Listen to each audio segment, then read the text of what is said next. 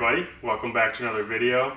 Today I want to talk about the cost of ownership of owning a Porsche 911, particularly my previous 997.2 Carrera 4S.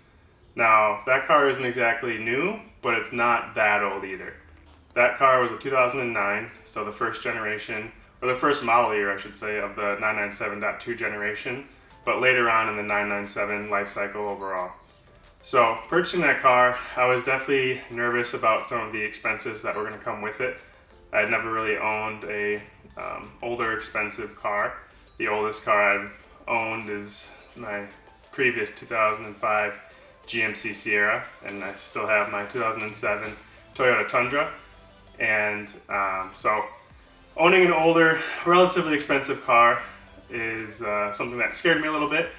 Now there were some resources out there for me to do research before purchasing that car, as well as doing research before purchasing this car on the forums, but you really got to dig and know what you're looking for to find true experience and get a good variety out there. So I just wanted to make a quick video to discuss the amount of cost that went into owning my previous 2009 Carrera 4S for 2 years, pretty much exactly 2 years of ownership, and just walk through the numbers so people have a good perspective on what it actually costs to own an older new Porsche 911. So I'm going to start out with the purchase price of the vehicle. So I purchased the car in July 2021, and the purchase price was $70,000 even. The car had sat for a couple months on the lot where they had slowly decreased the price, and when I called to make an offer, they were bottomed out at $70,000. So that's what we got the car for, was $70,000, and we also had to pay for taxes and fees, which totaled $4,550. Now some of these numbers are just rounded up or rounded down for convenience sake, but they're all pretty much accurate to a T. So just in the cost of the car, taxes and fees, we were in for $74,550. We then had to ship the car. So the car was located on the East Coast. I'm located in the Midwest. So paying for enclosed shipping I also had to do, so that was another $1,900 added to that price. And then we are talking just overall maintenance. So the car I purchased was certified pre-owned, so I paid a slight premium for it, but overall it might have been $1,000, $2,000 to other comps on the market at the time. It was a pretty good deal in my opinion, and getting certified is worth it if you're not paying an arm and a leg for it. If it was substantially more expensive, then I would say it's not worth it, depending on the vehicle and the condition. But the biggest thing for buying these cars is service records, and luckily I was able to track down the previous two owners on the forum, which covered the last 5 years of ownership prior to me buying the car. So I had a good history on the vehicle, as well as kind of judging its previous owners and how it was taken care of. Gave me a good idea of what to expect for the condition and maintenance history for the car that I purchased. So having those things and the CPO as well gave me a good warm fuzzy that it was going to be a good car and hopefully reliable, which it proved to be. So bringing us into the maintenance costs. So over the course of 2 years, all I had to do was change the oil twice. Once at the beginning of each season, since I was only doing about 2,500 miles a year on it. I would do it each spring. So the cost to do an oil change by yourself on one of these cars is actually pretty cheap. It takes 0W40, I believe. Mobile 1 is what they recommend. There's a few variations of oil that you can go with, but that's the standard that Porsche shipped the cars with. And two 5-quart jugs of that is, I don't recall the exact price, but I have the overall cost for the filter and the oil was about $85. So $85 once each year, so 2 times. That's another $170 added to the cost of ownership. And that's really all I had to do for maintenance. So the car was certified, as I mentioned. When I sold the car, I had a pre-purchase inspection done for the buyer that they pay for, and I agreed to address issues that were identified during that time. And during the inspection, they did identify that both the front CV axle boots were slinging grease on the inside of the wheel, so they're both torn and need to be replaced. So that was covered under warranty actually, so I just brought it to the dealer. They covered both axles to replace the seals and the $0 cost to me. So that's the only thing that I actually utilized the warranty for. So the estimates on that without the warranty could have been anywhere between $1,300 to $2,500, depending on if you went to an independent shop or Porsche themselves, and whether or not they wanted to replace the axle or just replace the boot itself. Obviously, it's cheaper to replace the boot. The axles are not cheap, especially when going with an OEM route. So that was, like I said, if you had to pay more for the warranty, I would say it wouldn't have been worth it, but since I didn't pay much of a premium for it, it paid off in this case where they covered that, $1,000 to $2,000 expense for me.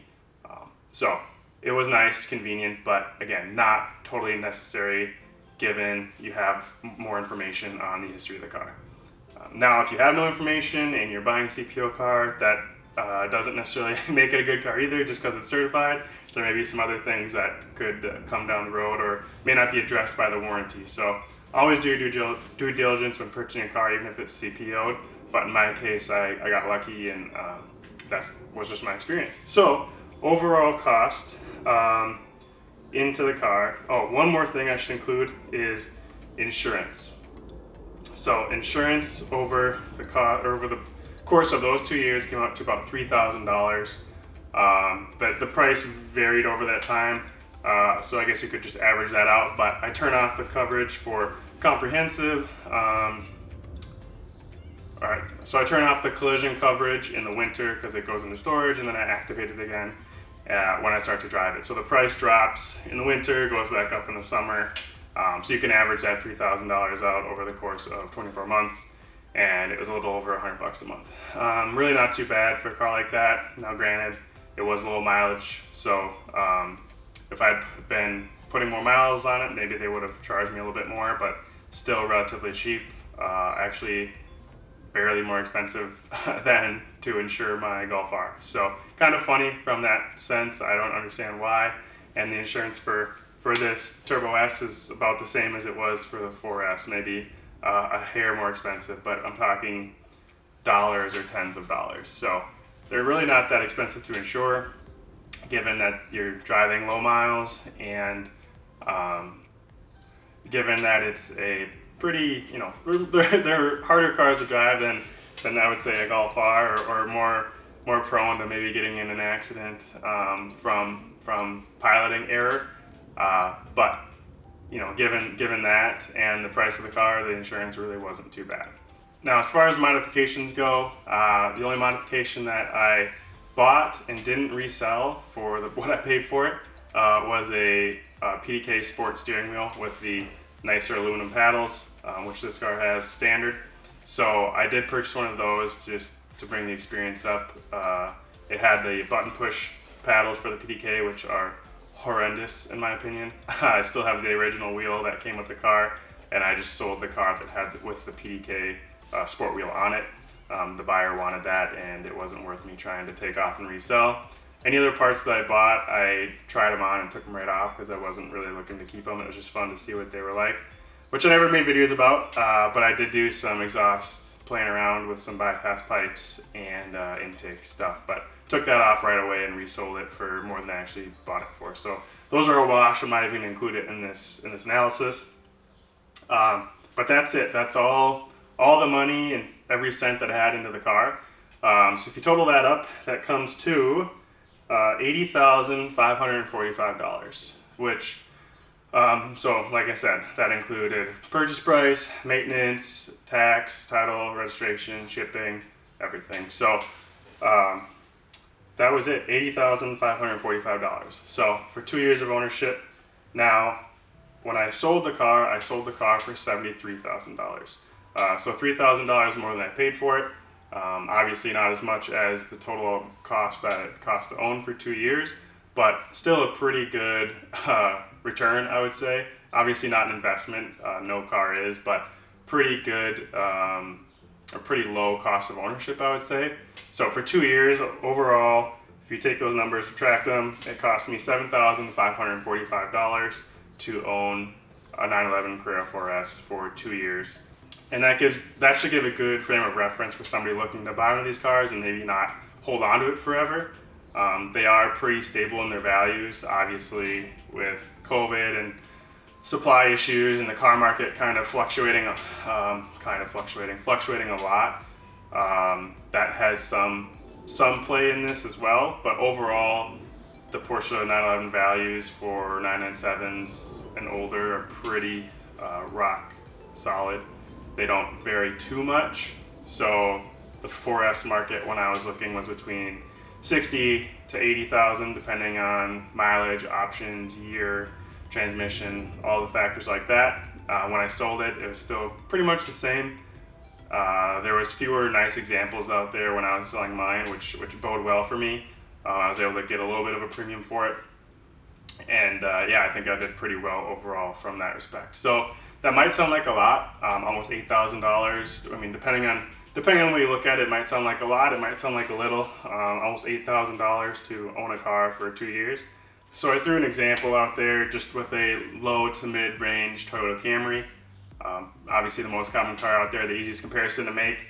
Not related to a Porsche 911 whatsoever, but if you were to go out and buy a new car today at a reasonable price, this is a good reference to have, just for a comparison's sake. So if you take a new Camry for 30 grand, you pay tax, head a license on it for $2,055, $0 in shipping, because you can go to any Toyota dealer and get a Camry. 2 years of insurance at $100 a month, so $2,400 over the course of 2 years. 2 oil changes for $85 each. You could probably go and get it done at a shop for $85. Not so much the Porsche. You're looking at DIY prices like I did. And then $0 for any other maintenance because you're under warranty. So your total cost would be $34,625. Now, if you go to sell that car 2 years later, looking at depreciation rates for current Camrys and Camrys in the past, you're looking to get probably $24,000 for your $30,000 Camry that you purchased new. So overall, if you take those numbers, look at cost of ownership for 2 years, you're looking at $10,625. So actually more than the older 911, but take that with a grain of salt because I did get lucky. I didn't have any big maintenance items to take care of. The car was really well serviced when I purchased it, so I knew it wasn't going to need anything major. Plus, I had the insurance of the warranty, so that really gave me a peace of mind knowing that there were no extra costs. So definitely not a bulletproof example, but that's my example that I experienced. So I would say it's best case scenario for owning a car like that. Or a car like this. I think you'll definitely end up spending more on maintenance depending on what needs to be done and or just items to repair and replace if you don't have a warranty. So that gives you an idea of the cost of ownership to own an old modern 911, 997.2 specifically, that is in very good condition, moderate to low miles with a warranty. Now, take out the warranty, you add the $2,000 for the CV axles, and it becomes a little bit more comparable to the Camry example. But that's probably more typical. You're probably looking at $1,000 to $2,000 a year in maintenance items. On average, there might be a year where you spend $4, and a couple of years where you spend $0. It's really going to vary from car to car, and like I said, the maintenance history. So hopefully that gives you an idea of the cost of ownership on a car like this or a car like my C4S. Obviously, it's going to vary, like I mentioned, but just a resource sharing my story, and everyone's just different, very dependent on the car, very dependent on the person, and just a lot of factors to take into it. But overall, costs of certain items are relatively similar if it's an independent, DIY, or mechanic shop. So, but again, just another data point, another reference for everyone to take a look at, and that's all I got for you. So thanks for watching, and I'll see you in the next one.